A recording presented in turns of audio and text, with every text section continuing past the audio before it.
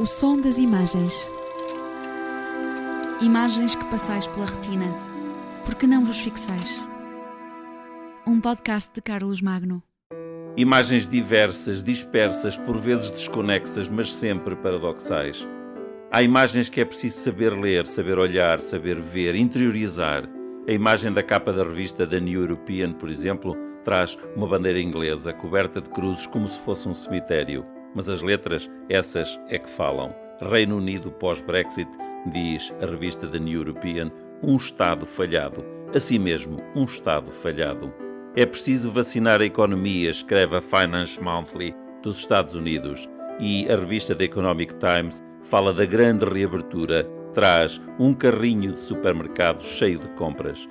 A revista Be Kind escreve: é preciso aprender mais e viver melhor. E pergunta porque é que a educação é tão importante nos tempos que correm. Mas passe também os olhos pela revista American Theatre, uma plateia vazia, sem palco, só um candeeiro triste, como se fosse a última lâmpada de uma rua mal iluminada. Na revista Fashion de Toronto, uma modelo pouco mais que adolescente, Charlie Reynolds, gordinha, dita influencer de moda, de música e de cosmética. Charlie Reynolds faz selfies sozinha com uma fotomaton deitada no chão, fotografa o teto do seu próprio quarto. No Libération, Denis Lerouge, Daniel Cohn-Bendit, o rosto do maio de 68 em Paris, alemão de nascimento, agora mais gordo e mais conservador, critica aquilo a que chama o nacionalismo jurídico alemão e diz que com a Alemanha a Europa se está a suicidar. No La Dépêche, revista francesa, Avô Masque é o título, como quem diz, às armas, e o jornal Milênio do México escreve que os diversos estados melhoraram os salários dos médicos perante a ameaça do Covid. No La Vanguardia de Barcelona fala-se da reconquista das esplanadas e a revista Wing põe o rosto de um homem enrolado com aquelas fitas que a polícia costuma colocar nos sítios de acesso temporariamente interdito. No Evening Star aparece a frase "Back to work we go", mas a Newsday alerta para o risco dos Estados Unidos abrirem cedo demais. Diz: será um perigo para todo o mundo. A Time insiste que a solução é a derrota de Trump nas próximas eleições. There's a right way to reopen America, e não é esta, aponta a fotografia de Trump.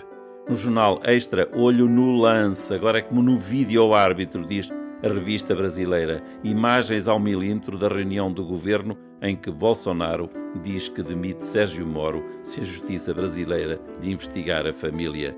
Na Zero Hora, também do Brasil, a manchete: Bolsonaro terá defendido a troca para blindar a sua própria família. Tudo isto já é passado, mas na New Scientist a pergunta continua sem resposta. Porque é que algumas pessoas ficam infectadas e outras não? A importância do nudge effect chama-se assim a atenção para seguir as regras e para o alertar do vizinho, nem que seja com um toque de cotovelo. Na revista Science, uma criança ainda na barriga da mãe e a legenda: prevenir a doença, imunologia precoce. Mas os testes serológicos têm também destaque na imprensa global, como é o caso da revista Tempo, da Indonésia, assim mesmo Tempo, que escreve num misto de língua local malaio, inglês e espanhol e traz na capa um mini aparelho de testes, pondo em fila pessoas a passar pelo referido objeto. É difícil traduzir o que diz uma revista deste género, com tanta mistura de línguas, mas a ideia percebe-se pela imagem de que toda a gente anda à procura do mesmo em todo o mundo. No Le Monde ainda, o presidente francês de lado e o primeiro-ministro de frente. Quem está a enfrentar o vírus e quem ganha a confiança do eleitorado. No The Nation há um arranha-céus feito com livros. Os livros da Primavera 2020, com as pessoas fechadas em casa a ler, e ao alto do prédio o ranking com os nomes dos autores mais lidos. As imagens repetem-se, o globo com máscara continua a ser o retrato do mundo, luvas e máscaras sucedem-se com o grande ponto de interrogação. O Guardian a falar de uma batalha inacabada e o The Week a explicar que estamos perante uma experiência científica ou uma operação complexa. Não se pense, porém, que é uma cena de laboratório ou um bloco cirúrgico, não. A cena, a imagem, é de um governador de um estado norte-americano sentado na cadeira de barbeiro com várias pessoas protegidas com máscaras e fatos anti-infecciosos. Uma das pessoas traz o espelho, outra segura o iPad, outra corta o cabelo, mais outra mede a temperatura e o homem olha ao vazio como quem diz: qualquer gesto que eu faça será sempre rigorosamente vigiado. E para isto não se prevê confinação nos próximos tempos, porque, como diz a Newsweek, entre a segurança e a privacidade não há escolha possível. O som das imagens. Um podcast de Carlos Magno.